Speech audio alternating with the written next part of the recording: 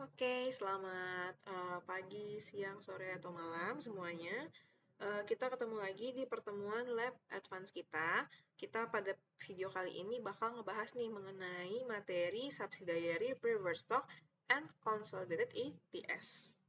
Ya, kita bisa boleh kali ya coba untuk langsung baca soalnya dulu aja. Jadi di sini ada Pandako, dia itu membeli 900.000 lembar saham biasa dari Sapico pada 1 Januari 2021. Pada tanggal tersebut, di sini disediakan posisi keuangan untuk kedua perusahaan masing-masing sebagai berikut. Untuk Pandako sekian, lalu untuk si Sapico-nya sekian. Ya. Untuk selanjutnya saya coba lihat dulu nih, apa yang diminta sih di soal ini? Yang diminta ternyata hitunglah basic EPS Pandako dan Sapico. Lalu yang B, di sini hitunglah diluted EPS Pandako dan Sapico. Ada dua kondisi ya. Pertama, bila convertible preference share serta obligasi dikonversi menjadi saham Sapico. Sedangkan yang kedua, bila convertible preference share serta obligasi dikonversi menjadi saham Pandako. Ya. Nah, jadi untuk menghitung diluted EPS ini dia ada dua kondisi ya. Yang pertama itu kalau misalnya itu untuk convertible share-nya ini diobligasikan, ditukarkan ke sahamnya Sapico atau yang kedua ke sahamnya Pandako, saham biasa ya maksudnya. Nah, di sini kita coba mulai. Yang pertama, kita lihat dulu. Si Pandako dia kan beli si sapi. Berarti di sini yang mengakuisisi itu si Panda ya. Panda mengakuisisi sapi.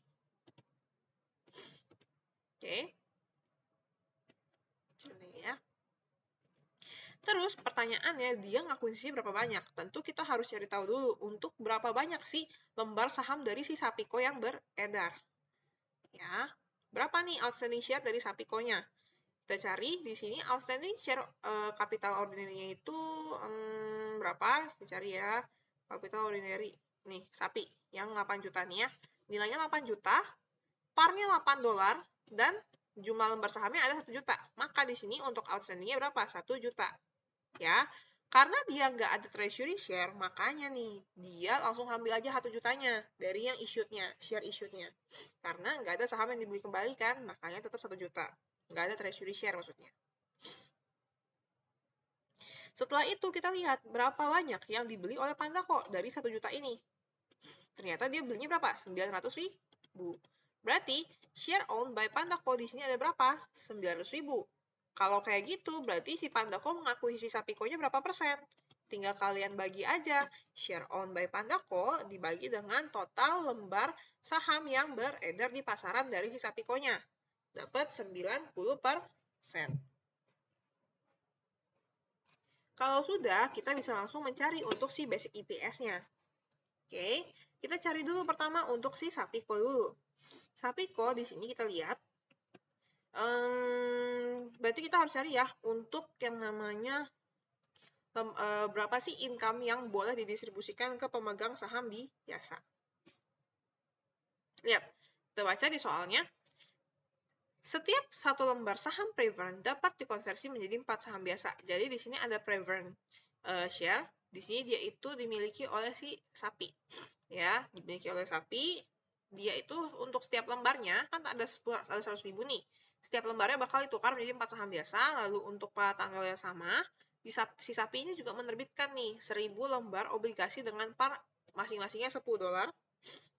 Lalu ada tingkat suhunya di sini, tingkat suku bunganya di sini dikatakan 8% per tahun.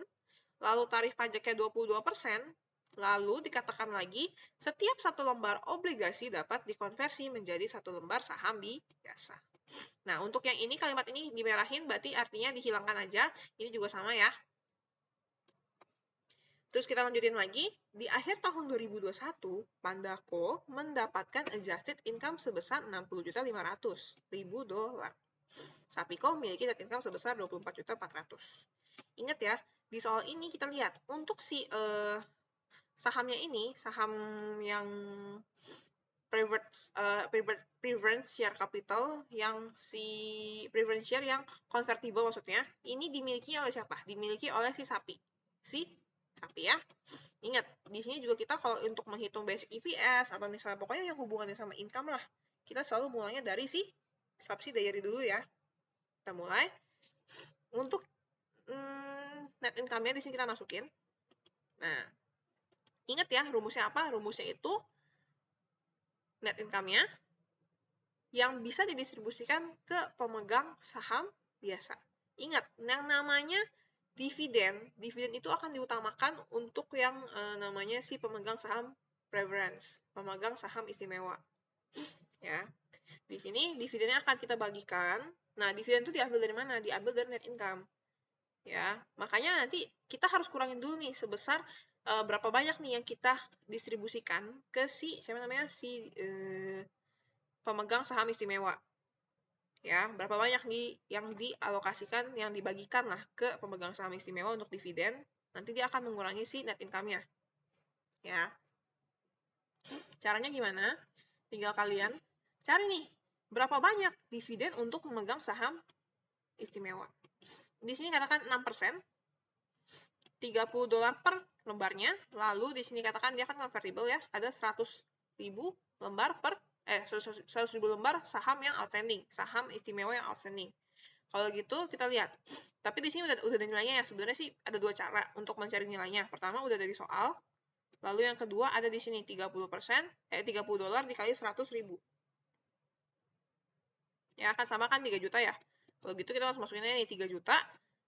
Nah, 6%-nya itu maksudnya 6% apa? 6% itu dividen yang dibagikan.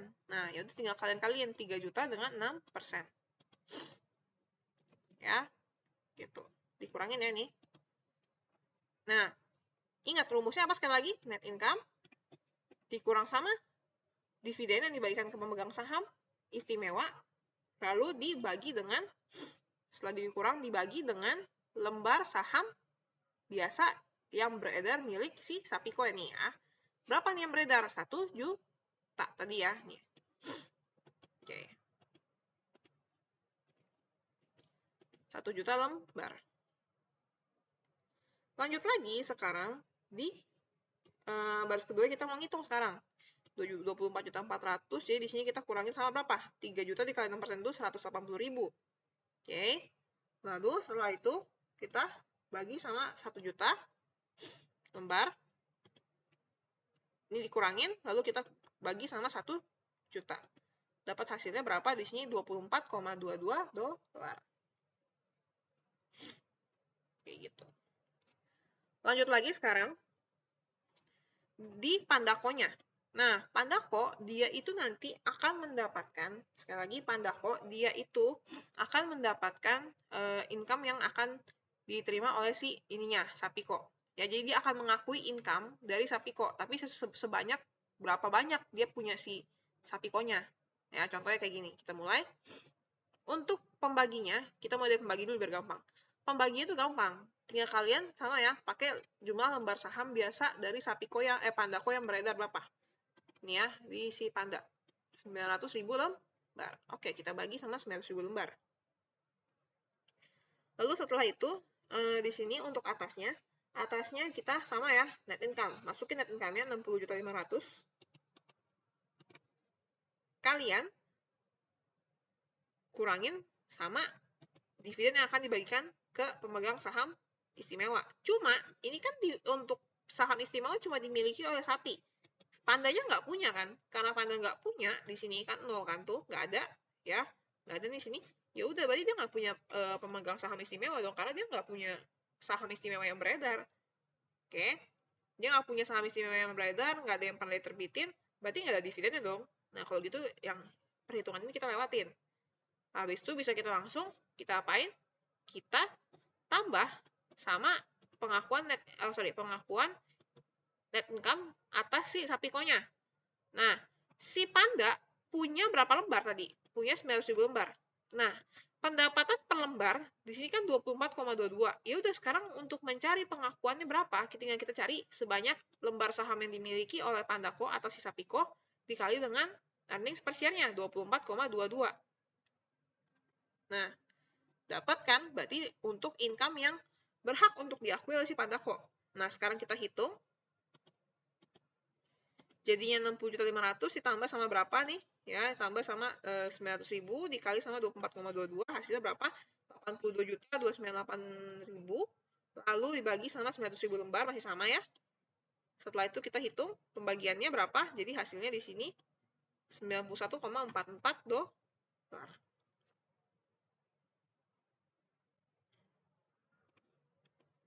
Nah, kalau sudah, lanjut lagi sekarang. Nah, sekarang kita lanjut untuk menghitung diluted EPS dari Pandako dan Sapiko. Yang pertama, kalau seandainya preference share serta obligasi ini dikonversi menjadi sahamnya si Sapiko. Oke. Ya, kita mulai hitung sekali lagi dari yang subsidiary dulu. Oke. Subsidiary-nya kita mulai sekarang. Sama ya, pindahin dulu nih yang awal. Ya, yang depan ini. Net income, itu hex-nya ya, maksudnya cara cepatnya lah. Ya, kita pindahin yang pertama. Oke, ini pasti sama. Terus ini juga pasti sama nih. Ini sama nih.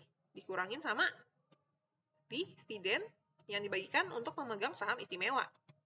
Nah, tapi ada tambahannya. Kita lihat. Pertama kan, karena dia di sini dikonversi menjadi sahamnya Sapiko. Maka di sini Sapiko ini belakangnya ini ada tambah-tambahannya lagi. Panjang. Ya. Tambahannya dari mana? Jadi gini, pertama kita coba lihat dari sisi preference share dulu. Oke. Di sini preference share. Preference share ini kan kalau misalnya, jadi kan preference share ini kan awalnya kan diterbitkan oleh Sapi nih. Sapi nerbitin, kasih ke dia kan berarti sahamnya dipegang orang nih, makanya dia harus bagiin dividen atas pemegang sahamnya itu.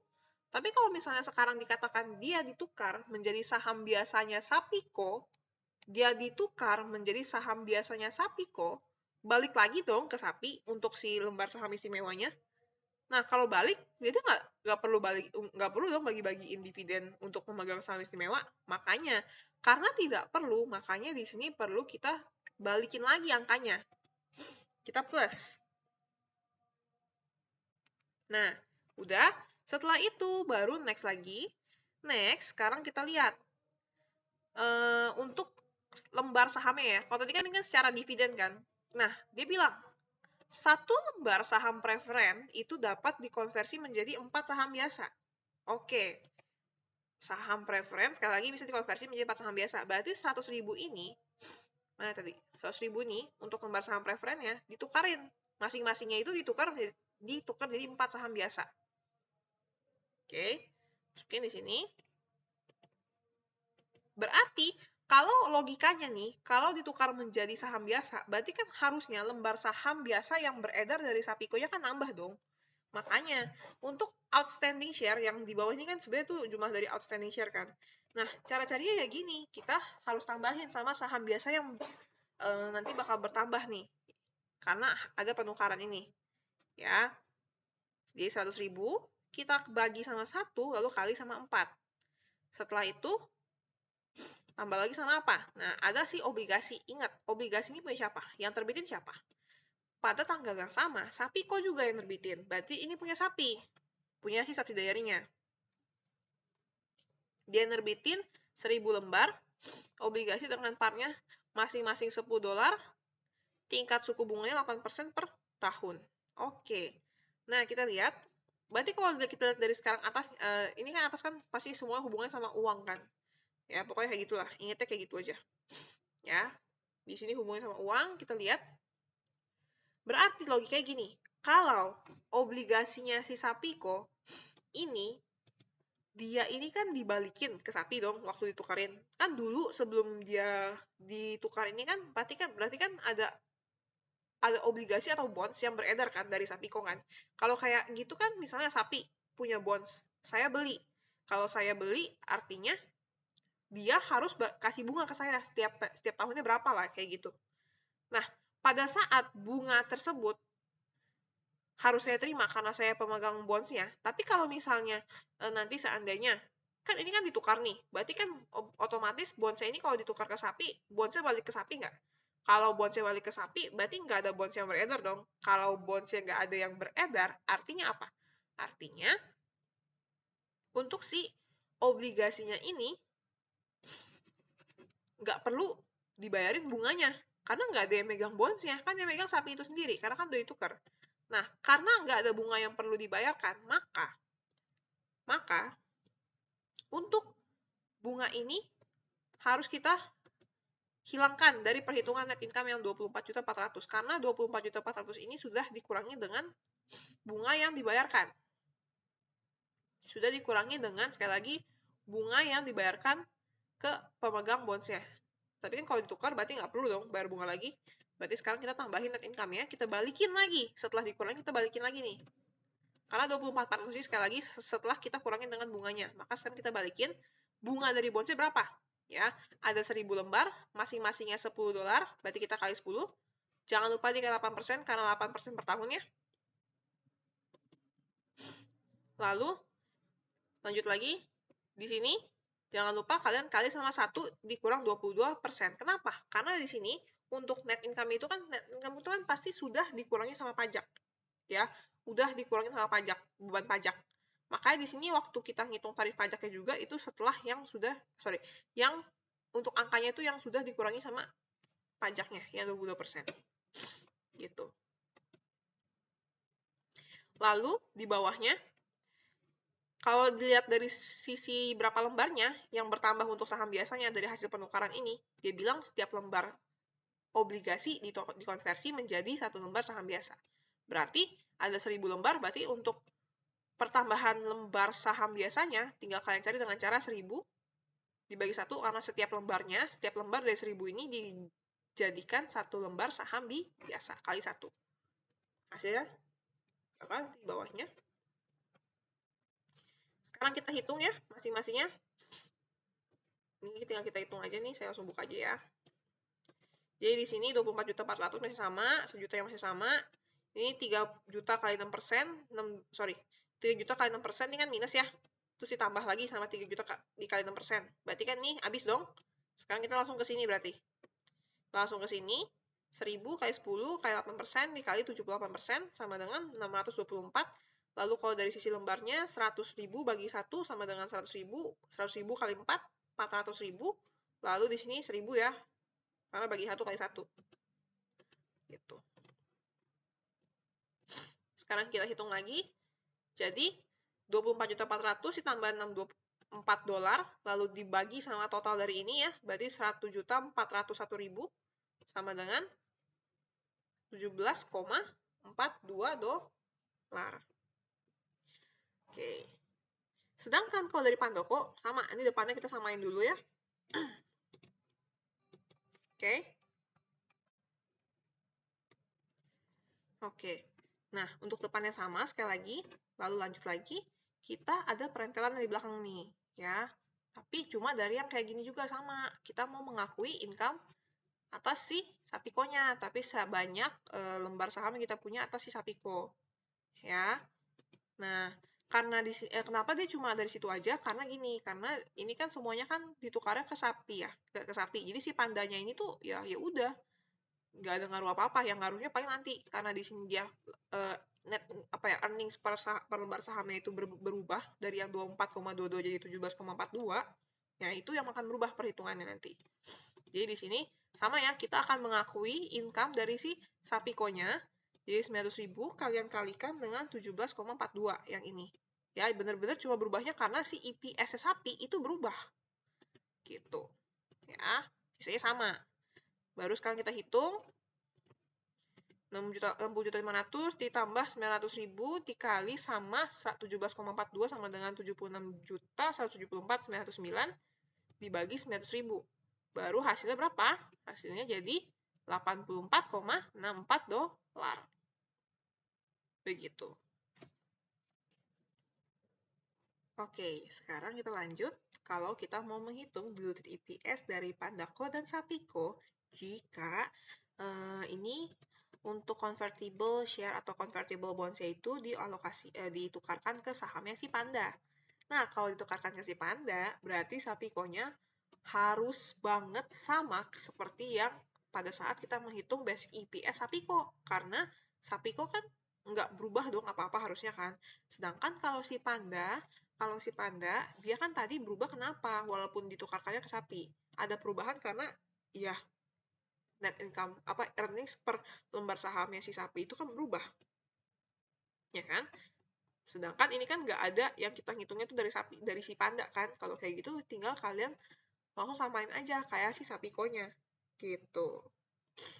Yang tadi pada saat hitung basic EPS ya. Sama tuh.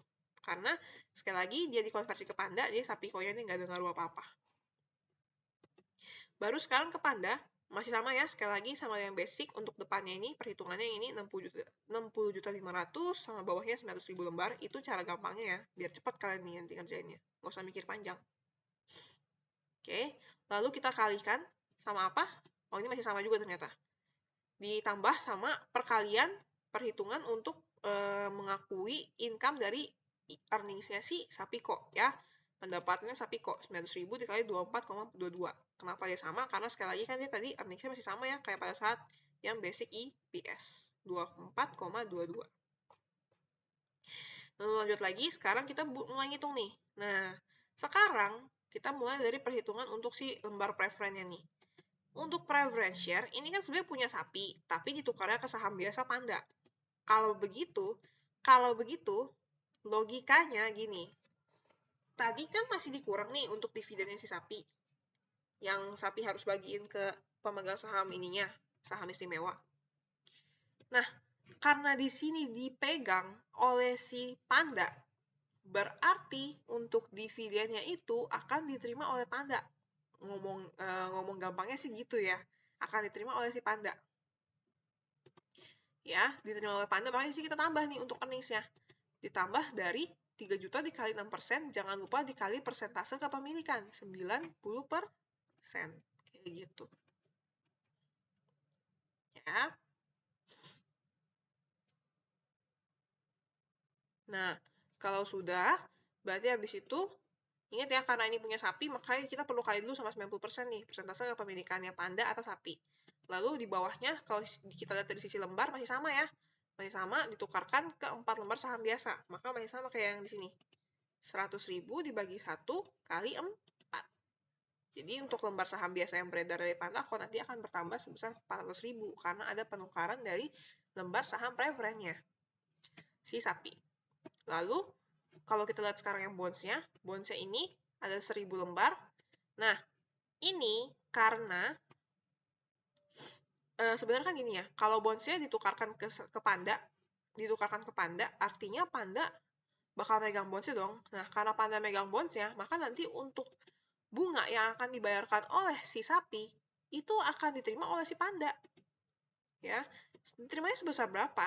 Nah, kalau ini jangan dikali sama persentase kepemilikan ya. Karena kan ya ini kan dipegang oleh si bonds-nya kan pokoknya kalau bonds ini kan gak ada hubungannya sama share lah ya. Nah, pokoknya kayak gitu aja deh nangkepnya. Pokoknya kalau yang ini sebenarnya sih kalau untuk penjelasannya ini aku masih kurang bisa menjawab banget. Tapi ingat aja pokoknya kalau ini kita nukarin lembar saham preferen miliknya subsidiary pada saat ditukarkan ke parent, jangan lupa dikali 90%. 90% itu apa? Persentase kepemilikan atas si subsidiary-nya. Kalau misalnya 80% ya 80%, kayak gitu. Sedangkan kalau waktu kita nerima bunga dari bonds, jangan dikali persentase kepemilikan, tapi full-nya. Ya. Jadi bunganya di sini 1.000 lembar dikali $10, jangan lupa dikali 8%, karena bunganya 8% dari total 1.000 dikali 10. Jangan lupa juga dikali sama 1 dikurang 20% untuk net of tax-nya. Ya. Setelah itu, kita untuk dari sisi lembar sahamnya, lembar saham yang kita tukarkan dari si convertible bonds ini 1.000 dengan satu lembar ini bisa ditukar menjadi satu lembar saham biasa. Kalau gitu tinggal kalian cari dengan cara 1.000 dibagi 1 kali 1. Ya. Lalu, kalau udah tinggal kita hitung nih semuanya. Kita hitung, saya langsung buka aja ya. Nah, di sini jadi 60.500 ditambah sama 21.798, lalu ditambah sama 162.000 ya dari yang ini ya. Oke, 3 juta dikali 6% kali 90%, lalu yang ini 1.000 dikali 10 dikali 8% dikali 1 dikurang 20%. Nah, ini dapat 624. Lalu kalau dari lembarnya sama ya, 900.000 dikali 400.000 ya dari ini. Lalu untuk 1.000 dibagi 1 kali 1 sama dengan 1.000 juga dong. Nah, habis itu sekarang kita jumlahin semuanya nih. Kita jumlahin dulu pertambahannya. Oke, ini lembar. Kita jumlahin pertambahannya ke samping. Ini jumlahin semua ya, dapat hasilnya 82 juta sekian, Sedangkan kalau yang lembar sahamnya ini 900.000 ditambah 400.000 ditambah 1.000 sama dengan 1.300.001. Oke. Nah, kalau udah lanjut lagi tinggal kita bagi aja, dapat hasilnya 63,38 dolar untuk EPS-nya si Pandako. Gitu. Sampai situ aja paling untuk pembahasan hari ini di video ini ya maksudnya. Kalau gitu thank you semuanya yang menonton. See you semua di lain kesempatan. Maaf jika ada salah kata-kata. Terima kasih.